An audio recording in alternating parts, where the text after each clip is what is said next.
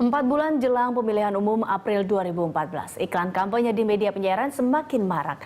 Layar kaca kita disesaki dengan tayangan berbau promosi politik dari para ketua umum partai, calon presiden, dan juga calon legislator. Semua konten tersebut mewujud dalam bentuk iklan-iklan terselubung, program tayangan hingga pemberitaan.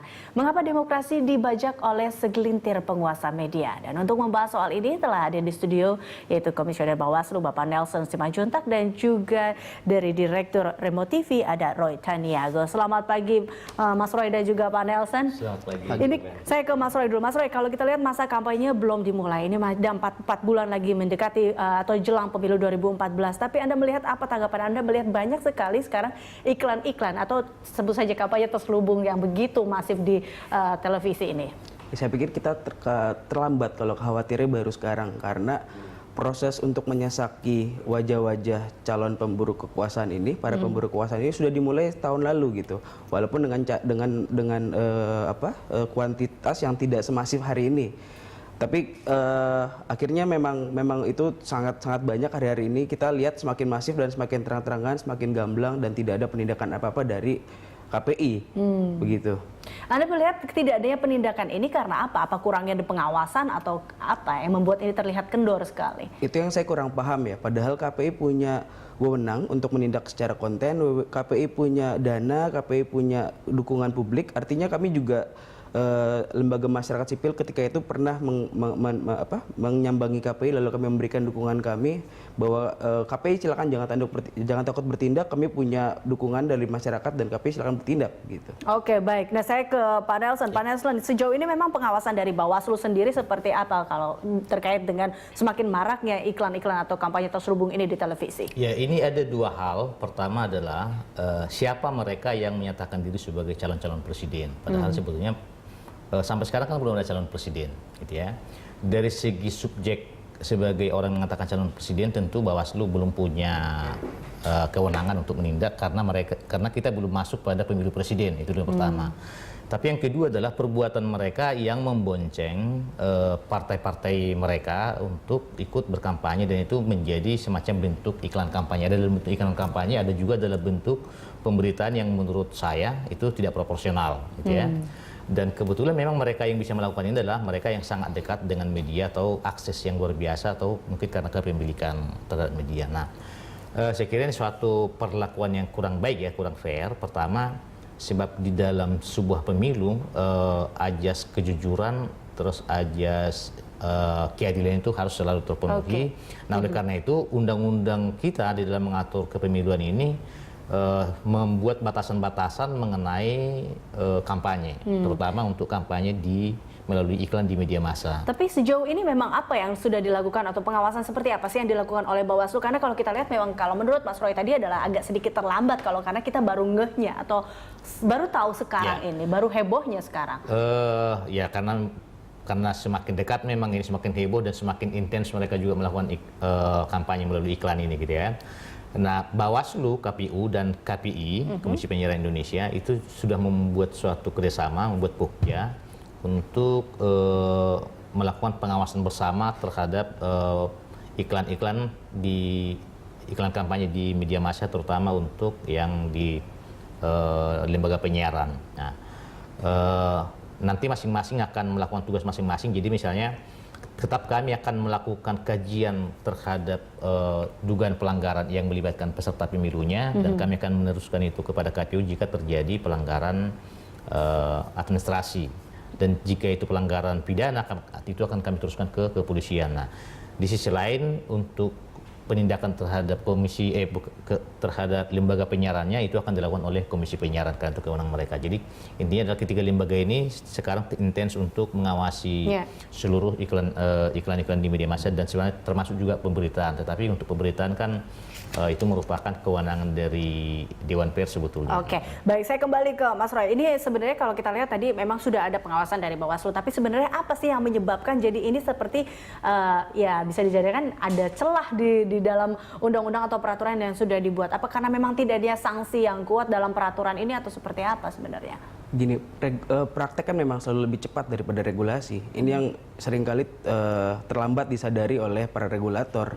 dinamika ekonomi politik jauh melampaui regulasi. Ketika regulasi baru jadi untuk menindak pelanggaran yang bentuk lama, dia sudah beralih rupa menjadi bentuk baru. Ini yang gagal dikejar oleh regulasi. Nah, menjadi masalah adalah ketika regulator juga terjebak untuk memperlakukan regulasinya dalam tataran teknis. Dia terjebak dalam wilayah teknis ketika beberapa hal misalkan definisi kampanye adalah yang mengandung X, X, X, dan X begitu. Sehingga karena tidak mengandung keempat unsur itu, sehingga peraturan tidak bisa menindaknya. Buat saya ini adalah kegagalan memahami bagaimana iklan beralih rupa. Oke. Saya jadi ingat ini. Tadi Pak Nelson sempat mengatakan mungkin tidak bisa dicegah karena belum adanya atau belum pada pemilihan presiden sehingga belum bisa dicegah ini yang iklan-iklan yang ada di televisi seperti itu hingga akhirnya memang ini dibiarkan begitu saja, Pak Nelson.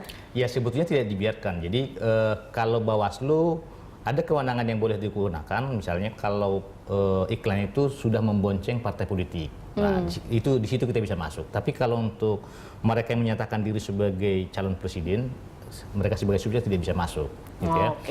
Tapi kalau mereka membonceng partai politik untuk membuat iklan di media massa, terutama untuk lewat penyiaran, lembaga penyiaran gitu ya, lewat TV atau radio, itu bisa kita jerat dengan melakukan kegiatan kampanye melalui iklan di media massa. Di luar jadwal yang sudah ditentukan. Nah, jadwal itu kan 21 hari, nanti yang berakhir 21 sampai nanti berakhir dia pada memasuki hari H. 21 hari sebelum pemilu? Sebelum masa tenang. Jadi kira-kira 3 hari sebelum nanti pemungutan suara. Nah, tapi kan nyatanya sekarang sudah mulai masuk. nih. Nah, itu yang saya katakan. Ini jadi pertama memang betul yang Mas Roy katakan itu bahwa ada kelemahan undang-undang yang kemudian dimasuki para mereka ini. Kelemahan undang-undang, lanjut silakan Pak Nelson. Jadi terutama untuk namanya pidana, jadi selalu memang dalam penindakan hukum pidana ini harus selalu memenuhi semua unsur-unsur yang disebutkan dalam suatu norma pidananya itu. Jadi misalnya katakanlah, apakah sebuah perbuatan itu merupakan perbuatan kampanye? Nah, kemudian kita akan melihat apa yang dimaksud dengan kampanye.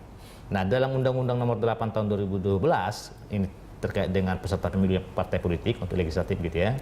Nah, kampanye itu harus disebutkan harus mengandung unsur visi, misi, program, dan ajakan. Nah, padahal dalam iklan seperti ini keseluruhan unsur yang dimaksud itu belum tentu selalu ada. Nah, di sini yang sering terjadi perdebatan ketika kita mau menindaklanjuti suatu perbuatan apakah itu pidana atau tidak. Tapi Anda mengatakan bahwa memang ada kelemahan undang-undang dalam hal ini. Dan Mas Roy, Anda melihat juga seperti itu atau seperti apa? Ya, undang-undang sendiri memang lemah, tapi yang saya bilang tadi bahwa kita jangan terjebak di wilayah teknis. Harusnya para regulator, misalkan Bawaslu, KPI atau KPU, berani menafsirkan undang-undang atau peraturan dalam tahap yang lebih filosofis.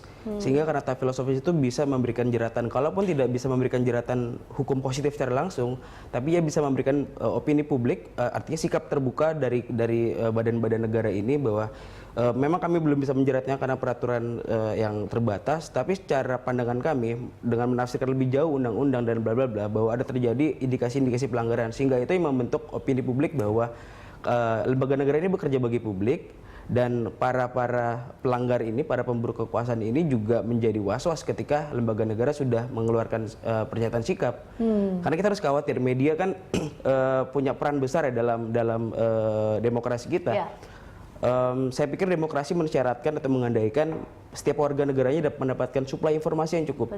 Bahkan Tocqueville, sosiolog Prancis, mengatakan kalau informasi adalah oksigen demokrasi. Jadi ketika suplai informasinya ini sedikit atau bahkan terbelah, bahkan tidak jujur, tidak benar, tidak bermutu, itu menyebabkan demokrasi kita pun tumpul. Oke, baik, kita akan membahas mengenai demokrasi media dan juga sebenarnya banyak sekali yang mengatakan ada juga Bawaslu, KPU dan juga KPI sudah melakukan kerjasama yang terkait ini, tapi seperti apa? Kita akan membahasnya usai jeda berikut, pemirsa. Tetaplah bersama kami. Anda kembali bersama kami masih dengan Bapak Nelson Simanjuntak, Komisioner Bawaslu, dan juga Roy Tandiago, Direktur MTV. Saya ke Pak Nelson. Pak Nelson, ini kalau kita lihat memang sejauh ini KPU, Bawaslu, dan juga KPI telah melakukan kerjasama, di mana hasilnya adalah KPU dalam regulasinya adalah mempertajam unsur menjadikan pelanggaran kampanye yang sudah sesuai dengan Undang-Undang Nomor 8 ini ya, tahun 2012. Tapi kadang juga terjadi bahwa ada juga saling lempar tanggung jawab di sini antara Bawaslu, KPU, dan juga KPI terkait dengan masalah pelanggaran kampanye di pemilu 2014 ini. Ya. Nah, sebetulnya justru dengan adanya bukan lempar tanggung jawab sebetulnya, justru dengan adanya perbedaan-perbedaan pendapat ini maka perlu dibuat suatu pokja sehingga kita bisa lebih jelas siapa melakukan apa. Nah, jadi kalau misalnya ada pelanggar, nah katakanlah soal fakta bahwa ada kampanye di televisi misalnya kan. Nah, KPI karena tugasnya memang mereka kan selalu melakukan pemantauan terhadap seluruh aktivitas yang terjadi di televisi ini. Nah, mereka itu menjadi sumber utama informasi kita untuk melihat, kemudian diserahkan katakanlah ke Bawaslu akan melihat apakah ini merupakan pelanggaran hukum atau tidak. Nah, dari segi pemilunya. Nah, di sisi lain KPI sendiri kan punya kewenangan apakah suatu televisi itu melakukan suatu pemberitaan atau iklan sesuai dengan peraturan perundang-undangan misalnya atau jadi bukan lempar tanggung jawab tapi itu pembagian tugas seperti itu. Jadi pada akhirnya nanti misalnya Bawaslu melihat oh ini sudah pelanggaran. Nah, pelanggaran apa ini? Apakah Berarti yang dikatakan oleh Mas Roy bahwa Bawaslu harus tegas untuk mungkin memberikan atau menyalurkan apa yang dikatakan opini publik tadi juga bisa ya? Iya, saya kira itu selalu kita lakukan termasuk juga dalam kesempatan seperti ini selalu kita sampaikan itu. Jadi memang harus kita akui ada kelemahan-kelemahan di undang-undang, gitu ya. Dan saya tidak tahu tidak berani mengatakan sejauh mana sebetulnya persoalan-persoalan moralitas kita ini, terutama di elit politik. Coba kita bayangkan bahwa setiap mau berpemilu, undang-undang selalu ganti, gitu ya. Dan itu dalam pergantian undang-undang itu biasanya bukan sesuatu yang sangat substansial demi bagaimana pemilu itu berjalan ke depan dengan baik, yang menjadi perdebatan utama ketika kita menyaksikan proses-proses pembahasan undang-undang DPR, tetapi apa keuntungan-keuntungan yang bisa didapatkan oleh para fraksi-fraksi itu melalui undang-undang yang akan diterbitkan. Oke, baik. Saya ke Mas Roy dulu sebelum kita lanjutkan itu. Mas Roy, ini kalau kita lihat memang selalu ada nampaknya celah di peraturan dan di undang-undang ataupun kita lihat di sini di kampanye ini ya. Dan ini apa yang akhirnya membuat para iklan ini atau kampanye terselubung ini berani sekali muncul di televisi seperti itu?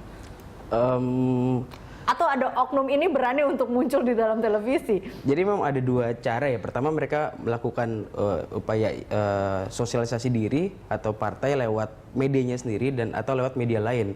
Ya media lain tentu berbayar dengan proses yang seperti biasa.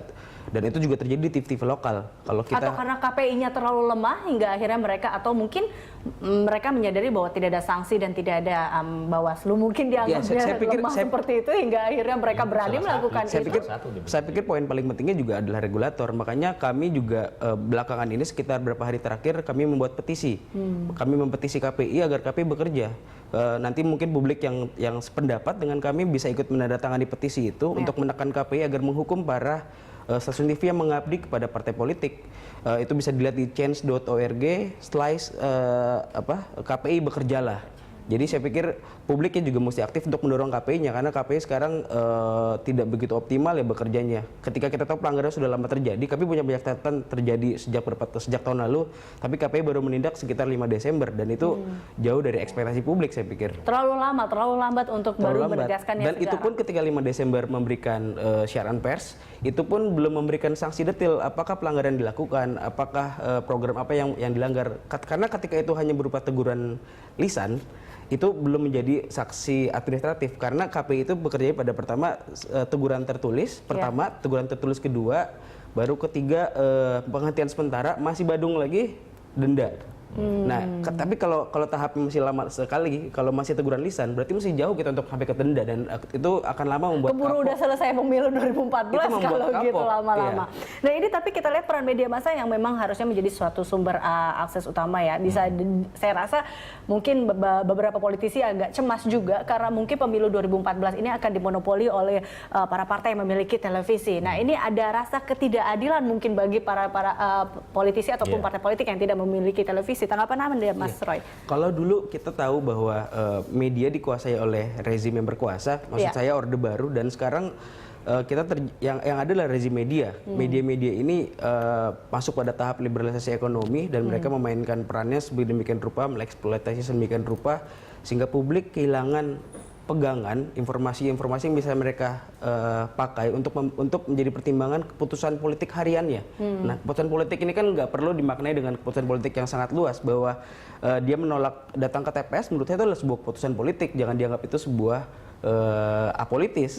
Nah, jadi ketika media akhirnya punya tendensi untuk memihak pada 1-2 calon dan dia gagal melayani publik, artinya dia gagal memahami dirinya sendiri, gagal memahami filosofi media sebagai pilar keempat demokrasi. Iya. Ini kita lihat memang ada perubahan fenomena di tahun pemilu 2009 dengan 2014 ya, Pak. Ada perbedaan di mana sekarang televisi sangat berperan sekali dalam kampanye pemilu 2014. Nah, mungkin di sini peran Bawaslu juga dan juga KPI sangat diminta tegas sekali dengan ini, dan belum lagi melihat banyak sekali yang ya dirugikan, mungkin tidak hanya masyarakat tetapi juga dengan partai-partai politik ini bisa saja demokrasi bisa hancur dengan monopoli televisi ini. Nah, ini KPI juga telah memberikan 8 materi kepada Bawaslu terkait dengan ini. Ini sikap dari Bawaslu seperti apa? Jadi kita sekarang memang itu saya katakan tadi, kalau dari segi penindakannya memang undang-undang kita sangat lemah. Nah, tapi itu yang selalu kita minta kepada para politisi ini, kalau memang betul-betul berpikir untuk memajukan bangsa ini, maka mari kita mulai dari cara-cara kita yang sekarang, cara-cara mereka untuk lebih bermartabat.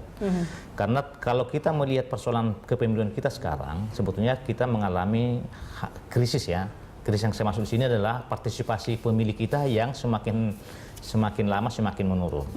Kalau kita melihat semangat berpemilu kita ketika pemilu pertama reformasi tahun 99 itu tingkat partisipasi luar biasa tinggi, itu 93%, jauh melebihi partisipasi dari beberapa kali terakhir pemilu di masa Orde Baru yang dipaksakan itu kan itu.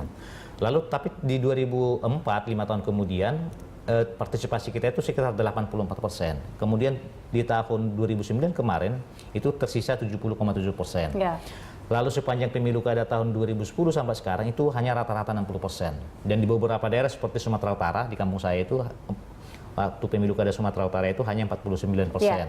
Terakhir di Deli Serdang ternyata untuk pemilu kada di Deli Serdang masih justru. Jadi memang terlihat adanya pengurangan karena hal ini, partisipasi masyarakat. Ada beberapa yang yang diperkirakan kenapa demikian. Pertama adalah bahwa masyarakat tidak puas dengan pemilu.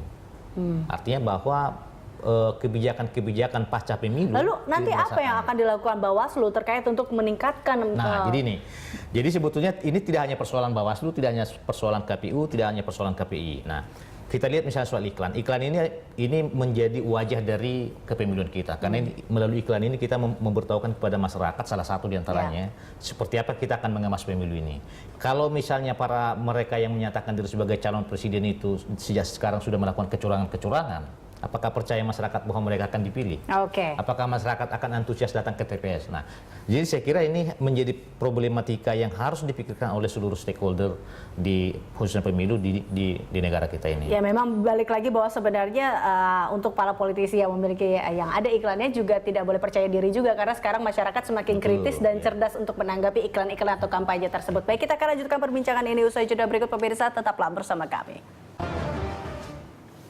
Ya, Anda kembali bersama kami, Mas Roy. Jadi di segmen terakhir ini, jadi solusi seperti apa? Mungkin sanksi ataukah harus adakah upaya koordinasi yang baik antara KPU, Bawaslu dan juga KPI untuk menyelesaikan masalah ini? Kalau secara koordinasi, saya pikir mereka sudah punya gugus kerja bersama, KPI, Bawaslu dan KPU. Walaupun saya heran ketika saya tahu Dewan Pers tetap menolak masuk dalam gugus kerja ini, padahal menurut saya itu penting. Nah, ketika gugus kerja ini sudah ada, saya pikir tidak lagi ada alasan dari regulator, dari para wakil publik untuk menindak pelanggaran. Jadi sekarang bolanya ada di KPI kalau urusan televisi. KPI tinggal memberikan sanksi yang lebih tegas, sanksi yang lebih memang berkelanjutan. Artinya ketika memang sanksi sudah diberikan pada satu program dan esok harinya masih muncul kuis kebangsaan di RCTI, itu harus terus dilakukan dan sampai pada tahap terakhir denda. Nah, lain hal juga publik juga mesti skeptis bahwa apa yang ditampilkan di media enggak melulu benar. Media punya latar belakang ekonomi politik yang juga akan membela kepentingan itu. McChesney misalkan, pakar media dari Amerika mengatakan kecenderungan si pemilik memang akan terus memakai medianya sejauh itu. Dan di Amerika sudah terjadi, di Italia Berlusconi juga melakukan itu, Rupert Murdoch juga melakukan itu di Australia. Jadi saya pikir pengalaman dari negara-negara lain dalam mengeksploitasi media dalam ranah politik itu mesti dievaluasi, mesti menjadi pelajaran buat kita agar kita bisa belajar dari kasus itu. Nah, hal lain adalah kita jangan lagi memakai pendekatan-pendekatan yang kekeluargaan gitu. Karena seringkali ya kami berharap misalnya regulator silakan sadar para pemilih, para calon presiden. Dan saya pikir cara-cara itu tidak ampuh. Mereka hanya berpikir dalam kerangka yang berbeda. Jadi yang perlu dilakukan adalah pidana, hukum tegakkan, dan itu yang akan membuat mereka jerah. Hukum pidana ditegakkan dan Bawaslu juga diharapkan lebih tegas. Bawaslu dari Bawaslu, Pak Nelson. Terima Singkat kasih. saja. Seperti kita perbincangkan tadi, kami sekarang KPU, Bawaslu dan KPI sudah melakukan sebuah kelompok kerja untuk melakukan untuk memudahkan melakukan kajian-kajian dan mengawasi untuk iklan media massa ini. Di sisi lain kami juga dengan kepolisian dan kejaksaan tetap berkoordinasi untuk lebih mengefisienkan kerja-kerja dalam kerangka menjerat mereka yang masih melakukan pelanggaran-pelanggaran. Tapi filosofinya begini, tetap walaupun tadi Mas Roy bilang bahwa jangan melakukan pendekatan kekeluargaan, dengan berbagai kelemahan-kelemahan yang ada di undang-undang, saya kira memang upaya penegakan hukum akan gagal untuk membuat kita memberikan suatu kepemiluan wajah kepemiluan yang bermartabat. Karena memang banyak celah-celah yang bisa dimanfaatkan. Nah, tetapi juga sekaligus ini menjadi warning saya kira bagi seluruh stakeholder Indonesia ini bahwa kalau kita hanya patuh terhadap undang-undang dalam arti apabila tidak ada larangan atau kalau karena sanksinya tidak tegas lalu suka-suka kita melakukan sesuatu, maka kita sama saja dengan menghancurkan bangsa ini. Oke, baik Pak Roy dan juga Pak Nelson, terima kasih sudah hadir bersama kami. Memang kita harapkan suatu ketegasan untuk menjelang pemilu 2014 agar pemilu 2014 berjalan dengan baik. Dan terima kasih semuanya, dan pemirsa kami akan kembali usai jeda berikut, tetaplah bersama kami.